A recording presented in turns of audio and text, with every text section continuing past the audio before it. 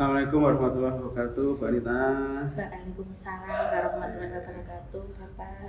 Maaf ganggu ya Bu waktu untuk ngajarnya Bu ya. Siap, Bapak. Saya di sini akan mencoba bertanya kepada Bu Anita dalam kapasitas saya sebagai peneliti terkait dengan disertasi saya hubungannya dengan Quran Ibris. Sakit ya Bu, minta waktunya sebentar Monggo, Bapak. Sebagai seorang guru mungkin saya nyuwun pendapat ya. Pendapat yang pertama, menurut Bu Anita apa ya yang dimaksud dengan pendidikan karakter itu? Pendidikan karakter itu pendidikan itu Bapak, yang pendidikan yang dapat diterima siswa dalam pembelajaran itu akan membentuk pembiasaan atau kepribadian siswa sehingga nantinya anak-anak bisa menjadi berperilaku berakhlak dengan baik. Berperilaku berakhlak dengan baik gitu ya. Kalau begitu dalam konteksnya dengan pelajaran matematika yang diajarkan Bu Anita di SMP Batik, seberapa pentingkah itu pendidikan karakter? Kalau dalam pembelajaran itu pembiasaan pendidikan karakter sangat penting, Pak. Itu nanti juga secara tidak langsung dalam mendapatkan pelajaran itu nanti tidak langsung akan tertanam pada diri siswa masing-masing. Sangat penting lah intinya ya, sangat penting, Pak. Pendidikan karakter itu diterapkan dalam pembelajaran khususnya pembelajaran matematika itu. Nah, kalau begitu pada pembelajaran matematika itu kira-kira nilai-nilai karakter apa saja ya yang mungkin bisa diterapkan ketika proses pembelajaran matematika khususnya, karena matematika sendiri kan punya karakteristik tersendiri ya Bu ya, yang beda tentunya dengan pelajaran-pelajaran yang lain. Kira-kira apa saja itu nilai-nilai karakter yang bisa ditanamkan atau diterapkan gitu ya Bu? Memang Pak, dalam matematika mungkin sebagai siswa sebagai momok gitu Pak. Itu kan tidak memberi tidak memberi batasan, kita tetap memberikan matematika tapi tidak lepas dari karakter itu tersendiri. Misalkan kita masuk salam saja itu Bapak, guru sebagai guru memberikan salam kepada siswa, pembuka itu juga membentuk karakter siswa. Kemudian dalam penyampaian materi mungkin ada soal barangkali Bapak ya, ada soal nanti bisa dikaitkan dengan misalkan agama, nanti bisa dikaitkan dengan matematika, nanti bisa juga. Kemudian yang kedua, penyelesaian masalah Pak butuh nilai-nilai yang ditanamkan adalah ketelitian. Ketelitian, ketekunan dalam menyelesaikan permasalahan. Yaitu misalkan dalam ada soal itu menyelesaikan langkah demi langkah bagaimana prosesnya sehingga nanti didapatkan hasil. Kemudian kejujuran. Jujur itu bisa dilihat jika dalam itu Pak menyontek Pak. Anak-anak dilatih supaya bisa yakin diri sendiri, saya bisa, tapi tidak menyontek hasil pekerjaan teman-temannya. Mungkin seperti itu. Gitu ya. Bisa nggak dalam pelajaran matematika itu juga misalnya melatih komitmen atau konsistensi gitu, bisa ya? Mestinya bisa ya, karena banyak pelajaran-pelajaran di matematika itu yang tuntutannya itu adalah harus konsisten gitu ya. Konsisten misalkan sama dengan urutan itu Pak, juga penyelesaian dalam masalah konsisten bermisal dalam matematika, konsisten dalam misalkan tepat waktu dalam pengumpulan tugas atau mengerjakan tugas gitu. Jadi intinya banyak ya. Banyak sekali nilai karakter dari siswa yang bisa diterapkan pada saat pembelajaran matematika. Nah, selanjutnya ketika kita mencoba untuk menanamkan nilai karakter itu, kira-kira bagaimana ya cara menerapkan nilainya? Cara menerapkan nilai-nilai karakter itu. Kira-kira. Kalau dalam matematika caranya itu gini Bapak, misalkan anak-anak kita ajak memahami soal cerita misalkan matematika itu nih Pak, kadang kalau ketemu soal cerita terus berhenti di tengah jalan, itu sebetulnya mudah jika anak-anaknya memahami soal cerita itu apa. Lah itu makanya anak-anak kita ajak, mari kita mari kita ajak itu Pak memahami per kata per kalimat sehingga nanti yang diketahui apa, yang ditanyakan apa, baru cara penyelesaiannya bagaimana. Oh gitu ya, jadi yang internalisasi ya di proses pembelajaran matematika itu langsung diinternalisasi nilai-nilai, misalnya yang tadi itu cara memahami harus per kata per langkah, itu berarti apa itu konsisten. Kemudian juga teliti gitu ya gitu. Oh, gitu. Ya. Kemudian ketika Bu Anita sudah mencoba menerapkan nilai-nilai karakter, kemudian termasuk dengan internalisasinya begitu, itu disinkronkan nggak dengan tujuan-tujuan pembelajaran matematika? Apakah berdiri sendiri atau bisa saling sinkron? Jadi ketika memberikan pembelajaran matematika kan punya tujuan-tujuan tertentu, tujuan-tujuan yang terkait dengan pelajaran, terkait dengan konten. Sementara Bu Anita juga menginternalisasi karakter tepat waktu, karakter disiplin, karakter teliti dan sebagainya. Itu disinkronkan dengan tujuan belajarnya itu sekaligus diinkludkan pada saat katakan merancang sebuah pembelajaran matematika, namun ada tujuan dari sisi penilaian karakter. Ada enggak kira-kira? Ada Pak. Jadi kita tidak terlepas dari tujuan kita pembelajaran, tapi tetap ada sisipan yang membentuk karakter siswa. Itu by design atau hanya sebatas semacam tujuan ikutan, sampingan lah, bukan tujuan utama gitu. Itu termasuk tujuan utama juga Pak. Oh gitu ya, jadi tidak hanya sampingan tapi sudah dari awal sudah didesain supaya ada ketika pembelajaran dengan materi tertentu, tema tertentu, itu sudah didesain karakter-karakter apa yang ingin diinternalisasi, yang ingin disampaikan begitu ya. Berikutnya setelah itu tujuannya ada, kira-kira Bu Anita sendiri sebagai seorang guru itu mesti punya harapan kan? Tentu Pak. Ketika mengajar itu di samping juga harapan yang paling pasti itu ya anak mengetahui, memahami materi tersebut. Tapi kaitannya dengan karakter ini, kira-kira harapan Bu Anita khususnya terhadap siswa itu bagaimana?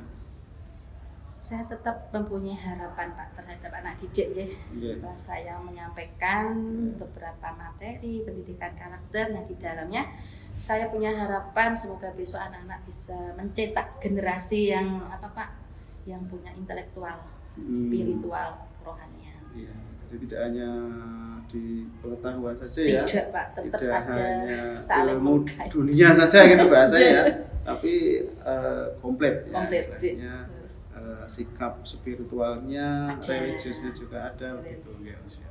Berarti tidak hanya satu tujuan tapi dua ya istilahnya, komplit begitu ya. Berjalan berjalan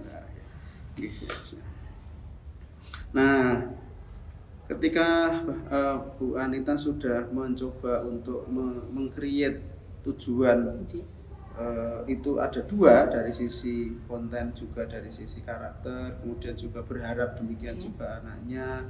Maka kira-kira untuk menyiapkan itu apa saja? Apa yang disiapkan Bu Anita ketika sebelum mengajar sehingga nanti tujuan-tujuan yang diharapkan, yang diinginkan itu bisa tercapai?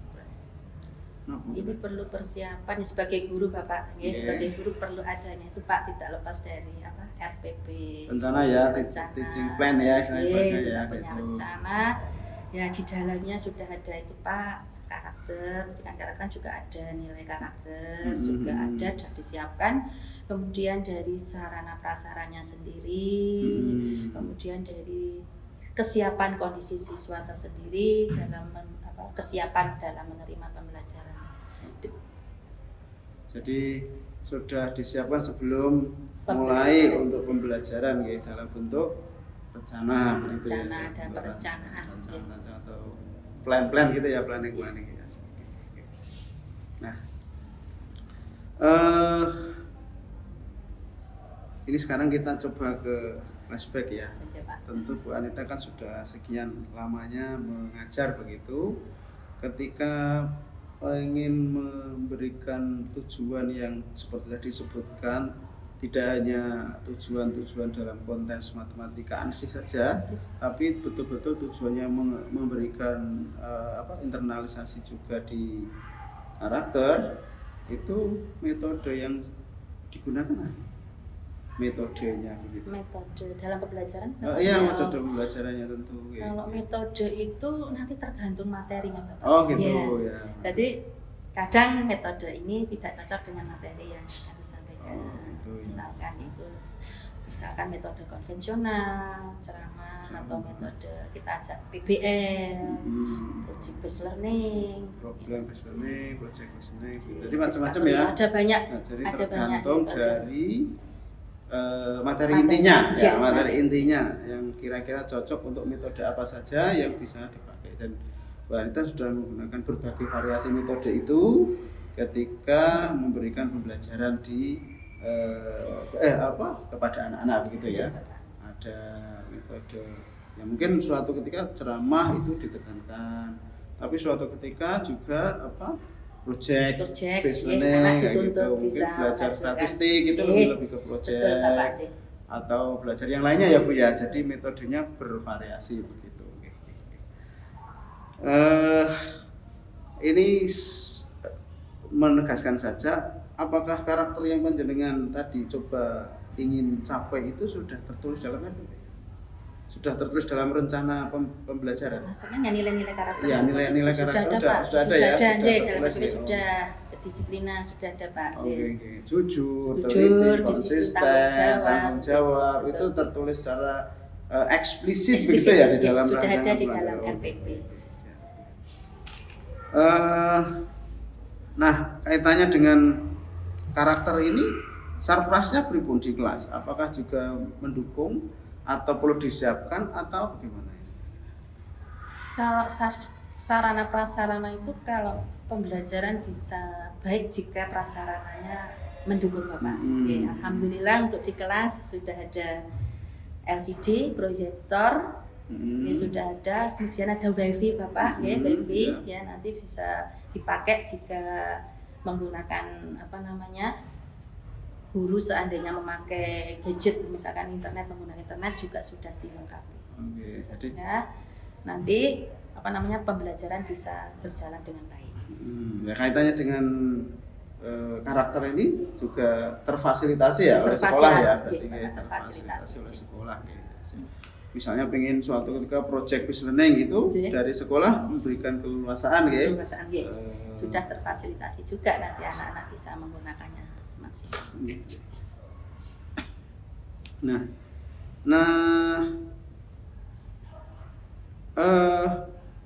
Kadang kan kita kan masih istilahnya itu masih terfokus ketika pembelajaran khususnya matematika ya. Khususnya matematika itu fokus pada konten ya, fokus pada materi. Bagaimana caranya anak itu pokoknya bisa memahami materi dengan baik. Tapi kadang terlupa dengan karakter-karakter yang sebenarnya itu harus dibangun. Kalau dalam bahasa yang sederhana pokok itu tujuan tercapai, langkah atau cara itu terserah. Nah, tentu kalau di dalam kegiatan ini dengan memperhatikan tujuan ya tentunya tidak ya Bu ya. Tentunya tidak serampangan, pokoknya asal tujuan tercapai, nyontek ento tentunya tidak gitulah. Nah, gimana ya Bu? Karakter pendidikan karakter ini atau penerapan atau internalisasi nilai-nilai karakter ini efektif untuk digunakan dalam pendidikan dalam pembelajaran matematika.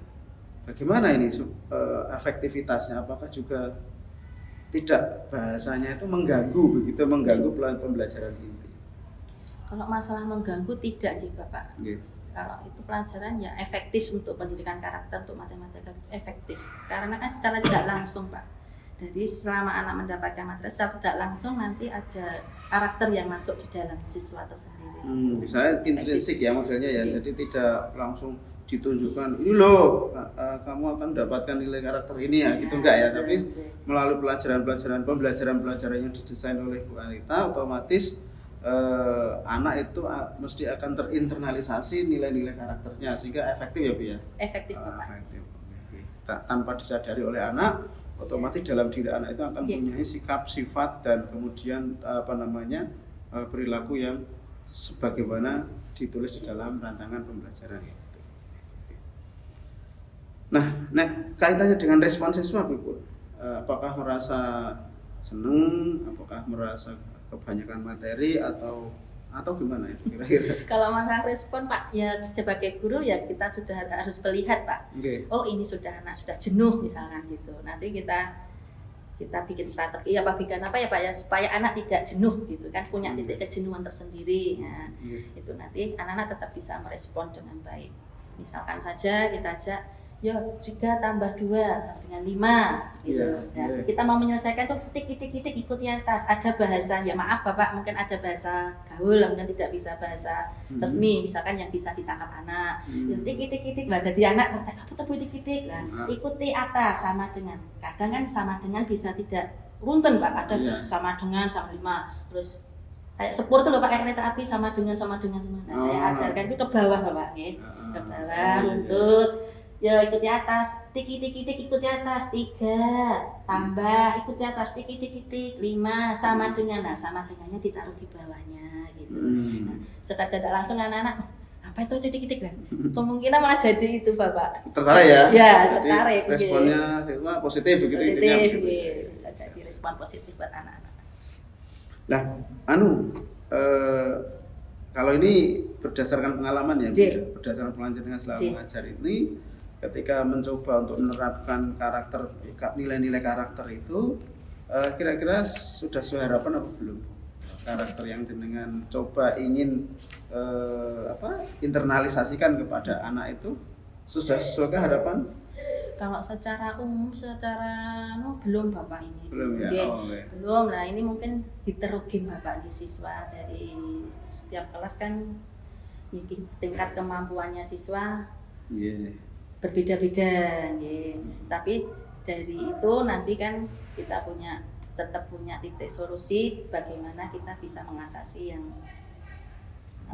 yang masih belum sesuai harapan. Tetap ada usaha bagi kita untuk menyampaikan sesuai harapan.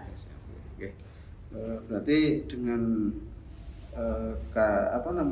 penerapan nilai-nilai karakter yang selama ini panjenengan sudah lakukan, itu merasa belum efektif, merasa belum semua optimal atau maksimal begitu ya, kira-kira masih belum ya, masih perlu ada ya itu tadi heterogen siswa, tetapi tetap ada usaha kita untuk bisa meningkatkan.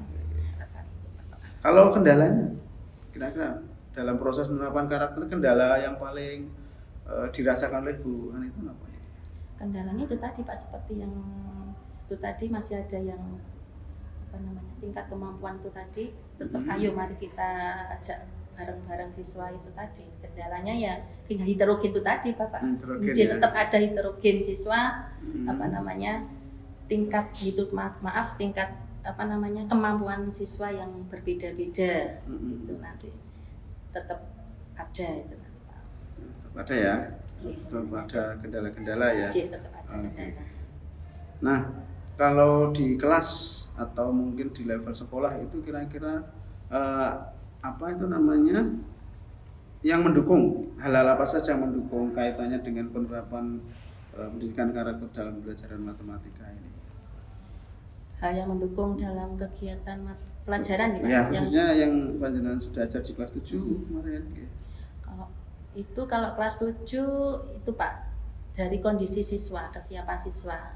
Kalau kelas sudah siap, siswa betul-betul siap, pembelajaran bisa. Yang kedua, sarana prasarannya tentunya Bapak tentunya juga mendukung dalam pembelajaran matematika. Sekarang ke hal yang lain ya Bu ya, Cik. hal yang lain. Ini di luar dari karakter yang kita coba tanyakan, tapi juga coba kita akan gali begitu kira-kira. Bu Anita dalam proses belajar kapan tuh melakukan evaluasi? Evaluasi secara umum ya, artinya yang panjenengan ketahui tentang evaluasi itu seperti apa, bagaimana gunanya itu apa yang kita kenal dengan assessment as learning, as for learning atau assessment to learning dan sebagainya gitu. Itu gimana? Kalau evaluasi itu biasanya di akhir materi Bapak, di akhir materi atau subbab itu bisa dalam bentuk formatif, kemudian tuh nanti ada sumatif, PTS dan PAS itu nanti misalnya ada evaluasinya.